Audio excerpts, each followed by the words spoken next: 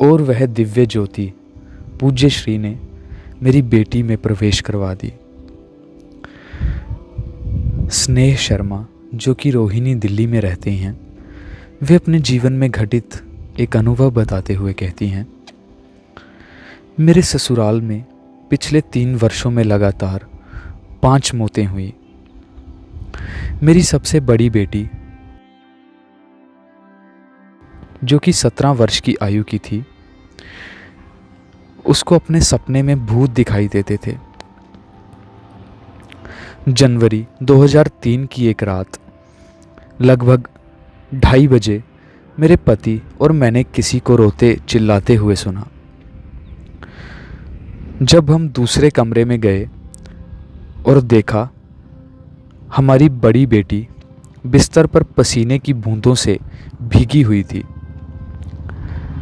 हमने उसे तेज आवाज़ में बुलाया, लेकिन उसने कोई जवाब नहीं दिया, मानो वह अपने होश में नहीं थी।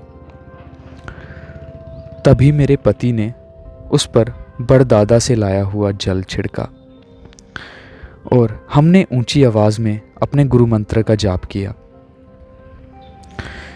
तभी अचानक से मेरी बेटी जाग गई और हमें बताया कि भूत उसे अपनी ओर खींच रहे थे। वो आत्माएं जो उसे दिखती थी, वो उसे अपनी तरफ खींच रही थी। फिर हमने गुरु मंत्र का जाप करते करते बेटी को सुला दिया और खुद भी सो गए। मैंने देखा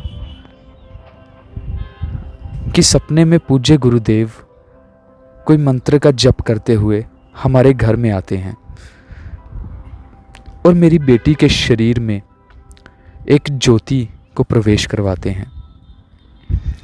फिर बापूजी मेरी बेटी पर जल छिड़कते हैं। जब सुबह हम उठे तो हमारी बेटी बिल्कुल ठीक थी। उसने हमसे कहा, परिवार में जो 5 सदस्यों की मृत्यु हुई थी, वह सभी आत्माएं मुझे खींच रही थी और मुझे कहती थी, चल हमारे साथ, अब अगली तुम्हारी बारी है, हम तुम्हें लेने आए हैं।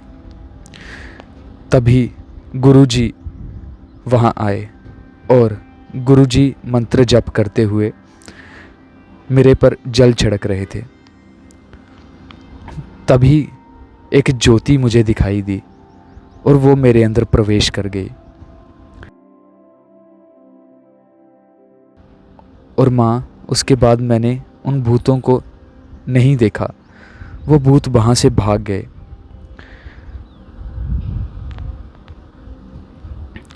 उसके बाद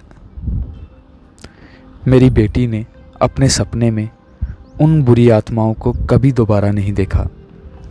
मुझे ऐसा कोई शब्द नहीं मिला जो पर्याप्त रूप से ऐसे सर्वज्ञ सद्गुरु के परोपकार का वर्णन करता हो, जो हर दिल में बसता हो।